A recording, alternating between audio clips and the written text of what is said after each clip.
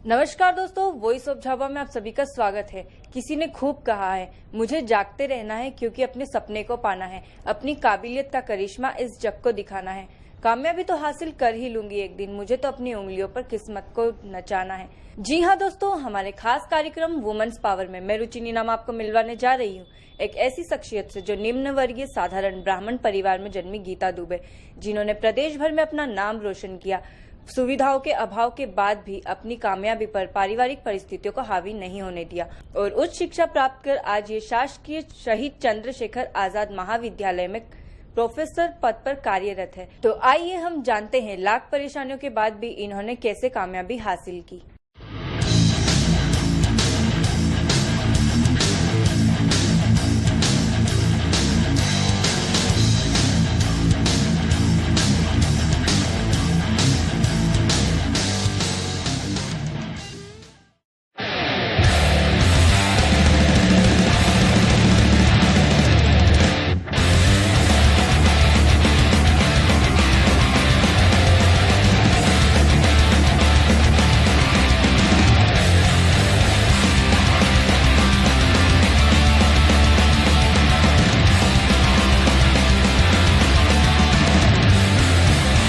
किसी भी बालिका के बचपन के दिन गुड्डे गुड्डियों के खेल में गुजरते हैं और उनके माता पिता का आश्रय उनके सर पर रहता है, लेकिन आपके साथ तो बाल्यावस्था से ही कठिनाइयों का दौर रहा है। ऐसे में आपने स्वयं और आपके परिवार को कैसे सहेजा? बचपन तो निश्चित रूप से बहुत संघर्ष में बीता है, क्योंकि बहुत छोटी उम्र से मैंने देखा है कि मेरे पापा और मम्मी बहुत संघर्ष कर रहे थे परिवार को। बहुत ही निम्न मध्यम वर्गीय परिवार से हम लोग थे। पिताजी मेरे एलडीटी थे और बचपन से परिवार से बहुत दूर रहे। अकेले रह कर के उन्होंने हम बच्चों को बड़ा किया। निश्चित रूप से उस समय जब मैं उनको देखती थी तो मुझे यही लगता था कि कैसे हम लोगों के लिए वो इतनी मेहनत करते हैं। दूर दूर तक, बहुत दूर तक वो ज्योतिष का कार्य करते थे और उसके लिए मीलों तक चलते थे कि कुछ पैसे पूजा पाठ के लिए मिल जाए।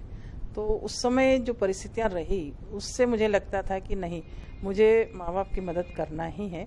और इसीलिए मैंने तय किया, उस छोटी उम्र से, जब मैं 10 साल की थी तब से मैंने ज्योतिष का काम पिताजी से सीखा। बाबूजी बोलते जाते थे और मैं पत्रिका बनाती थी और लिखती जाती थी। तो उससे 10 रुपये, 5 रुपये, 11 रुपये जो भी इनकम होती थी वो हमारे लिए एक बहुत बड़ी उपलब्धि थी। तो इस तरह से शुरुआत से ही मैंने वो देखा। खेल के दिन तो ठीक है, हम खेलते भी रहते थे, उससे कुछ नहीं है, लेकिन माँ बाप का जो संघर्ष था, माँ बाप की जो परेशानियाँ थी, उसको मैंने बहुत गहराई से महसूस किया और इसीलिए मैं उनसे हमेशा जुड़कर उनके साथ सहयोग करती रही। झाबुआ जैसी जगह में आपने अपने कार्य क्षेत्र को बड़ी सुदृढ़ता से सहेजा है। एक स्त्री होकर भी आपने विभाग सहित प्रभारी प्राचार्य की जिम्मेदारी निभाई है। घर और परिवार की जिम्मेदारियों के साथ आपने कैसे किया? बचपन से ही जो संघर्ष देखा था उससे मुझ में बहुत आत्मविश्वास भी आया और परिस्थितियों से जूझने की हिम्मत मुझ में आई। मैंने परिस्थितियों को देखते हुए निश्चित रूप से अपनी पढ़ाई प्राइवेट रूप में करी है। 8वीं के बाद मैंने ना स्कूल देखा ना कॉलेज देखा। 8वीं से मैंने प्राइवेट 11th किया। उस समय 11वीं चलता था। 11वीं में मैंने मेरिट पोजीशन पाई और उसके बाद प्राइवेट ही मैंने बीए कॉलेज से किया, झाबुआ कॉलेज से ही किया। और उसके बाद पीजी के लिए मैंने एडमिशन लिया था, क्योंकि उसमें मुझे डिसर्टेशन प्रस्तुत करना था। उसके लिए उस समय निश्चित रूप से बहुत ही झिझक और बहुत संकोची और एक बहुत ही दब्बू टाइप की लड़की थी मैं। बिल्कुल भीड़ से घबराहट जैसी होने लगती थी और ऐसे समय में बोलने की तो बात ही वो थी। लेकिन जब एमए का रिजल्ट आया और उसमें भी मुझे 7th पोजीशन मिली मेरिट में, और उस रिजल्ट के तत्काल 2 महीने बाद ही मुझे जनवरी में एडहॉक के तौर पर कॉलेज के अंदर अपॉइंटमेंट मिल गया। तो निश्चित रूप से शुरू के जो साल थे, शुरू के जो दिन थे, वो मेरे लिए बहुत चुनौती भरे थे, क्योंकि मैंने कभी किसी के सामने इस तरह से कोई लेक्चर दिया नहीं था। इवन कई बार तो किसी क्लास में या कहीं बोला तक नहीं था। तो उस समय जब पहली बार मुझे कॉलेज का अपॉइंटमेंट मिला तो बहुत डर लगा। मुझे लगा शायद मैं ये नहीं कर पाऊंगी। थोड़े दिन जब मैं कॉलेज जाती थी तो बड़े डरी सी रही, सहमी सी रही, लेकिन धीरे धीरे मुझे लगा कि नहीं, मुझे इस काम को करना है, क्योंकि मेरे सामने पारिवारिक जिम्मेदारियां थी। ऐसी स्थिति में मैंने अपने आप को तैयार किया कि मुझे ये काम करना है और फिर मैंने उस काम को पूरी तरह से किया। समय समय पर धीरे धीरे मुझ में आत्मविश्वास बढ़ता चला गया और एक स्थान मैंने अपने कॉलेज के अंदर बनाया। बच्चे भी बहुत अच्छे थे, उनके साथ मिलकर के और अपनी पढ़ाई के बल पर मैंने पीएचडी भी की। उसके बाद में अपॉइंटमेंट मिलने के बाद ही मैंने पीएचडी की है। तो पीएचडी के दौरान भी बहुत से लोगों से मिलना जुलना हुआ और इस तरह से एक खुलापन मेरे अंदर आता गया, सभी लोगों से मिलने जुलने की प्रवृत्ति बनती चली गई। कॉलेज के अंदर बहुत सालों से मैं 12 जनवरी 78 से जॉब कर रही हूँ। इस तरह से 41 साल मैंने पूरे किए हैं। ये एक मेरे लिए संयोग ही रहा है कि मैं एक ही कॉलेज के अंदर इतने साल तक सर्विस की है। मैंने कभी ट्रांसफर का कोई मौका आया नहीं और इसीलिए मैं यहाँ से नहीं गई। झाबुआ मेरी जन्मस्थली भी रहा है और झाबुआ मेरी कर्मस्थली भी है। तो ऐसी स्थिति में समय समय पर झाबुआ कॉलेज की प्रभारी प्राचार्य भी रही, 2 बार में फुल प्लेस प्राचार्य भी वहां पर रही। कॉलेज की चुनौतियों को देखा जाए तो बहुत सारे हैं, काम भी बहुत ज्यादा है, व्यस्तताएं भी बहुत रहती हैं, लेकिन परिवार और कार्य के बीच यदि संतुलन की बात करें तो एक महिला से बेहतर कोई नहीं कर सकता, क्योंकि महिला के ऊपर तो निश्चित रूप से दोहरी जिम्मेदारी आती है। परिवार की जिम्मेदारी उसकी अपनी जगह है जिसे वो बदल नहीं सकती, और उसके साथ ही अगर वो दूसरा जॉब भी करती हैं तो वो एक अलग जिम्मेदारी है। तो निश्चित रूप से इन दोनों जिम्मेदारियों के बीच तालमेल बिठाने के लिए मैंने एक बेहतर सा तरीका अपनाया था कि घर का काम घर में और ऑफिस का काम ऑफिस में। तो जब कॉलेज का काम रहता था तो मैं पूरी तरह से कॉलेज को समर्पित थी, और जब घर पे रहती थी तब पूरी तरह से घर को समर्पित थी, और इस तरह से दोनों के बीच में मैंने संतुलन बनाया। और ऐसी स्थिति में मैंने काफी समय तक बहुत अच्छी तरह से काम किया है। आज कॉलेज के अंदर सभी लोग मुझे मेरे नाम से जानते हैं कि डॉक्टर गीता दुबे प्रोफेसर हैं। निश्चित रूप से इसके साथ ही समाज के अंदर भी जुड़ने की कोशिश की है, बहुत सारी संस्थाओं के साथ जुड़ने की। कॉलेज में एनएसएस के कार्यक्रम समन्वयक जिला स्तरीय होने के कारण, इग्नू की समन्वयक होने के कारण, और बहुत सारी समितियों, क्योंकि वरिष्ठ हूं मैं इसलिए वहां पर बहुत सारी जिम्मेदारियां मेरे पास रहती हैं। तो सारी जिम्मेदारियों को मैंने एक चुनौती के रूप में स्वीकार करती हूं और पूरे आत्मविश्वास के साथ उस काम को मैं करती हूँ। तो ऐसी स्थिति में एक महिला के लिए परिवार और कार्य क्षेत्र के बीच संतुलन बनाना कोई मुश्किल काम नहीं है, बल्कि बहुत कुशलता से वो इस काम को कर सकते हैं। आप साहित्यकार और ज्योतिषी के नाम से भी जाने जाती, तो आप ये सब कैसे कर लेती हैं? ज्योतिषी का तो मैंने अपने पापा से सीखा है, क्योंकि पापा एक बहुत अच्छे ज्योतिषी थे। गुजरात में बहुत उनका नाम जाना पहचाना था। झाबुआ में भी उन्हें पंडित सोहनलाल जी के नाम से ही जानते थे। तो ये तो हमारा एक तरह से कहा जाए तो पैतृक व्यवसाय ही था ज्योतिष का कार्य। तो मैंने 10 साल की उम्र से ही पिताजी से ही ज्योतिष का काम सीखा था। पापा हमारे बोलते थे और मैं पत्रिका बनाती थी और लिखती थी उसमें। उसी से धीरे धीरे पारंगत होती गई, मेरी रुचि भी उसके अंदर ज्योतिष में होती गई। और सब कहते हैं कि मैं ज्योतिष बहुत अच्छा जानती हूँ, तो मुझे लगता है कि मैं ज्योतिष बहुत अच्छे से जानती हूँ। ज्योतिष का असल में लोगों के मन में थोड़ी सी ये भ्रांति है कि ज्योतिष एक चमत्कार है। अगर हम ज्योतिषी से पूछने जाते हैं या कोई उपाय बता रहे हैं तो इसका मतलब ये कि वो काम होना ही। वस्तुतः ज्योतिष चमत्कार नहीं, एक विज्ञान है। और ज्योतिष के अंदर भी बहुत सारी चीजें, बहुत सारे सिद्धांत तय हैं। अगर उनके आधार पर हम फलित करते हैं तो वो व्यक्ति को एक रास्ता दिखा देते हैं, एक संबल देते हैं कि आपको परिस्थितियां अगर आ भी रही हैं तो उनका सामना इस तरह से किया जा सकता है। तो ऐसी स्थिति में ज्योतिष को लेकर के जो भ्रांतियां लोगों के अंदर थी, अक्सर जब मेरे पास ज्योतिष के लिए लोग आते हैं तो सबसे पहले मैं उनको यही कहती हूँ कि ये कोई चमत्कार नहीं है। जो फलित बताया जा रहा है वो निश्चित सिद्धांतों के अनुसार बताया जा रहा है, और उपाय भी जो बताए जाएंगे वो भी तयशुदा निश्चित सिद्धांतों के आधार पर ही है। इसलिए आपके मन में यदि श्रद्धा और विश्वास है तो ये ज्योतिष आपके साथ चमत्कार कर सकता है। तो इस तरह से ज्योतिष का कार्य जो है वो किया है, और लगभग पूरे जीवन मेरा हो गया उसके अंदर, ज्योतिष के काम के अंदर ही। दूसरी रही बात साहित्यकार की, तो कहता है ना कि साहित्य जो है वो पीड़ा से ही उपजता है। तो कहीं न कहीं मेरे मन में कभी कभी ऐसी वेदना रही होगी और तत्काल कुछ ऐसी पंक्तियां बाहर निकली जिसको मैंने फिर लिखना शुरू किया। और इस तरह से साहित्य के क्षेत्र में, चूंकि पढ़ने का शौक तो मुझे बचपन से ही रहा है, बहुत किताबें पढ़ी है मैंने, और पढ़ने की ललक से ही मुझे लगा कि मुझे भी कुछ लिखना चाहिए।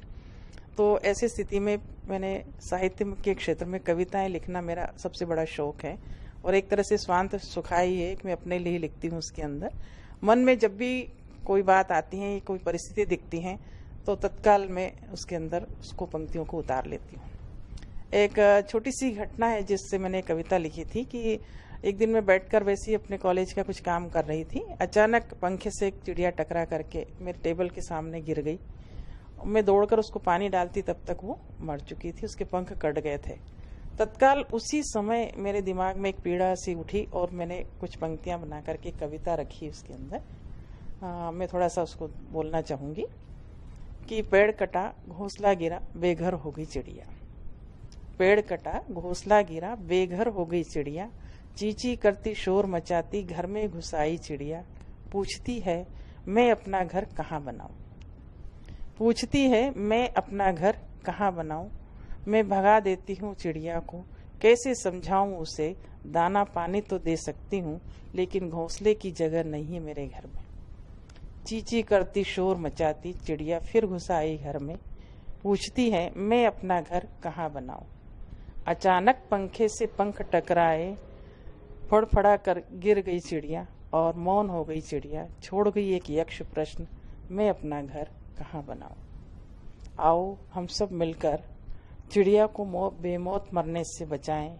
आओ चिड़िया के यक्ष प्रश्न का उत्तर दें और आओ पेड़ लगाएं, आओ पेड़ लगाएं।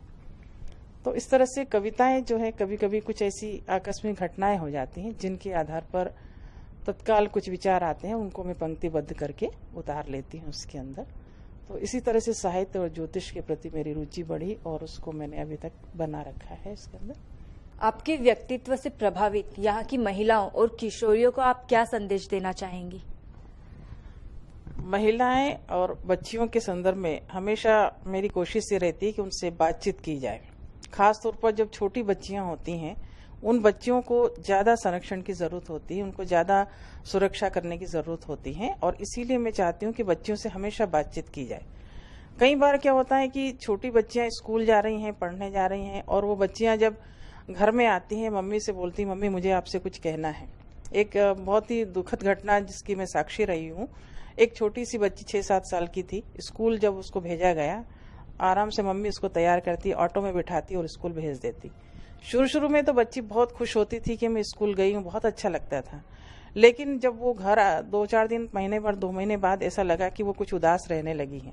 अक्सर वो घर आती और मम्मी को पकड़ के कहती, मम्मी मुझे आपसे कुछ बताना है। तो मम्मी उसको बोल देती, बेटा अभी मेरे पास टाइम नहीं, मैं कुछ काम कर रही हूँ, आप अपना काम करो, सो जाओ। बच्ची फिर 2-4 दिन निकलते, उसके बाद फिर वो आते, फिर मम्मी को झंझोड़ती, बोलती मम्मी मुझे मेरी बात सुनो, मुझे आपसे कुछ कहना है। अब चूंकि वो छोटी बच्ची है, माँ को लगता है कि कुछ स्टोरी या कुछ बात बताना चाह रही होगी, लगभग वो उसको अवॉइड कर देती। और अचानक एक दिन उसके साथ दुखद घटना होती है। वही ऑटो वाला जो उसको ले जाता था उसके साथ छेड़छाड़ करके उसके साथ रेप कर देता है। तो मेरा ये कहना है कि वो बच्ची असल में वही बात बताना चाह रही थी कि ऑटो रिक्शा वाला आदमी अच्छा नहीं है, वो मेरे साथ कुछ गलत कर रहा है।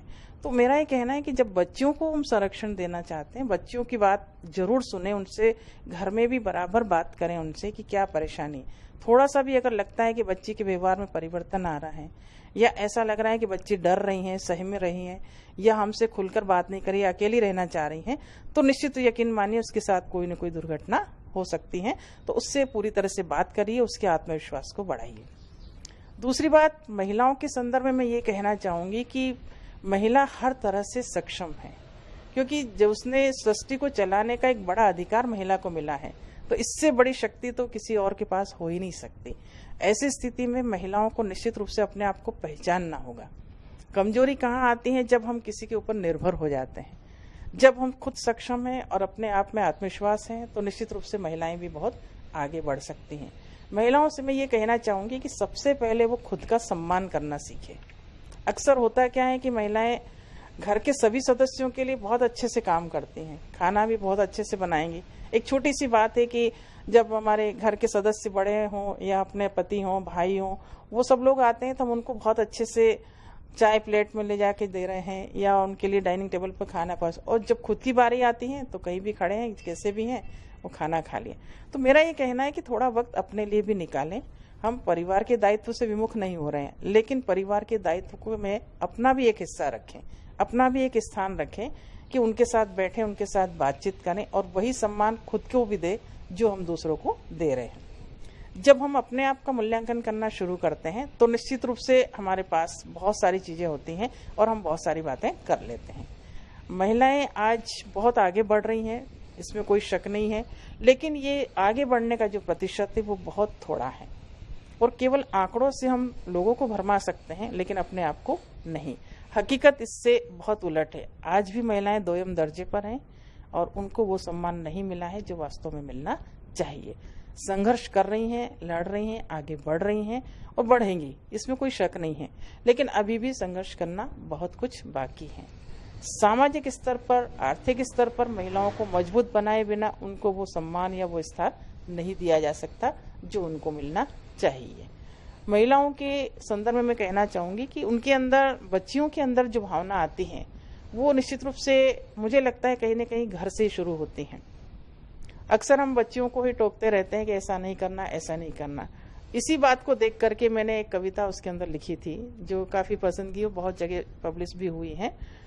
मैं 4 पंक्तियां उसकी सुनाना चाहूंगी केवल कि बहुत हंसती हो चुप रहो बेटी हो तुम, बहुत हंसती हो चुप रहो बेटी हो तुम, कितना बोलती हो खामोश बहू हो तुम, कितना बोलती हो खामोश बहू हो तुम, आगे मत बढ़ो पीछे रहो पत्नी हो तुम, आगे मत बढ़ो पीछे रहो पत्नी हो तुम, माला जपो दखलंदाजी बंद करो माँ हो तुम, कहाँ ढूंढती हो क्यों हैरान हो तुम, रिश्तों में खोई बस गुमनाम हो तुम, बस गुमनाम हो तुम। तो काफी लंबी कविता है, लेकिन इस तरह से कई बार क्या होता है कि घर में ही हम लोग जाने अनजाने बच्चों पर कुछ अंकुश या प्रतिबंध लगा देते हैं और उनके व्यक्तित्व को कुंठित कर देते हैं। तो कम से कम ये नहीं होना चाहिए। बड़े बूढ़े भी बोलते हैं तो सुन लेना चाहिए, लेकिन बड़े बूढ़ों को भी थोड़ा सा एडजस्ट करना चाहिए, बच्चियों को आगे बढ़ने के लिए मौका देना चाहिए। तो इस तरह से महिलाओं और बच्चियों को लेकर एक बहुत सारे प्रोजेक्ट सरकार भी चला रही हैं, हम सामाजिक संस्थाएं भी मिलकर काफी चला रही हैं, लेकिन फिर भी प्रयास जो किए जाना चाहिए अभी बहुत लंबे होना है और आगे तक बढ़ना है। तो महिलाएं आत्मविश्वास को बढ़ाएं, अपने आप को पहचानें, अपने आत्मसम्मान को बढ़ाएं और खुद को सम्मान देना शुरू करें, तो निश्चित रूप से बहुत सारी चुनौतियों का सामना आसानी से कर सकती हैं और बहुत आगे बढ़ सकती हैं। जब एक महिला सक्षम होती है तो अपनी बच्चियों को भी आसानी से सक्षम कर सकती है। तो बच्चियों के लिए भी हमें बहुत सारी बातें सावधानी पूर्वक करना होगी, खासतौर पर शैक्षणिक संस्थाओं के अंदर बच्चियों के लिए एक सुरक्षात्मक वातावरण बनाया जाना बहुत जरूरी है। कार्यस्थल पर जब महिलाओं के साथ इस तरह की कोई घटनाएं होती हैं या उनके साथ यौन हिंसा होती है तो निश्चित रूप से ये एक बहुत बड़ी शर्मनाक स्थिति है, क्योंकि भारतीय संस्कृति के अंदर इस तरह की कोई बात कभी रही नहीं है। अभी हाल ही में जो Me2 वाला जो कैंपेन चला था, उस कैंपेन के अंतर्गत बड़ी हस्तियों के साथ जो घटनाएं हुई उन्हें देख करके तो पूरा समाज अचंभित हो गया। निश्चित रूप से जब एक समर्थ महिला अपनी रक्षा नहीं कर सकती हैं तो हम एक आम और साधारण महिला की बात नहीं कर सकते हैं। तो ऐसी स्थिति में हमें महिलाओं के लिए और भी ज्यादा काम करने की आवश्यकता है और भी ज्यादा आगे बढ़ने की जरूरत है। बच्चियों को लेकर, महिलाओं को लेकर एक बहुत ही बड़ी रणनीति बनाई जाना जरूरी है। खासतौर पर उनके कार्यस्थल पर जो उनके साथ में एक सुरक्षित वातावरण मिलना चाहिए, बच्चियों को स्कूल में सुरक्षित वातावरण मिलना चाहिए और सबसे बड़ी बात, बच्चियों के साथ कोई भेदभाव न हो और उन्हें खुला उन्मुक्त आकाश मिलना चाहिए, ताकि बच्चियां बहुत आगे तक जा सकती हैं और जाना भी चाहिए, जा भी रही हैं। निश्चित रूप से बच्चियों के लिए जो काम किया जा रहा है फिलहाल बहुत कम है और भी अधिक उसके अंदर जोड़ने की जरूरत है। महिला और बच्चियों की ओर से मैं 4 पंक्तियां और कहना चाहूंगी कि हम लोगों के अंदर किस तरह से हमें आत्मविश्वास पैदा करना है। कि सुख रहे दुख रहे गीत हम गाएंगे, सुख रहे दुख रहे गीत हम गाएंगे, धूप हो या छांव हो चलते ही जाएंगे, राह में छोड़कर जाने वालों सुनो, राह में छोड़कर जाने वालों सुनो, कल को मंजिल पे हम ही नजर आएंगे, कल को मंजिल पे हम ही नजर आएंगे। तो बस यही भावना लेकर के महिलाओं और बच्चियों को आगे बढ़ना है, हिम्मत के साथ आगे बढ़ना है और अपने आप को सक्षम बनाना है। बहुत बहुत शुभकामनाएं, धन्यवाद। तो दोस्तों, हमारे साथ इसी तरह से बने रहिए और हमारे चैनल को लाइक, सब्सक्राइब, कमेंट करना न भूलें और बेल आइकॉन जरूर दबाएं।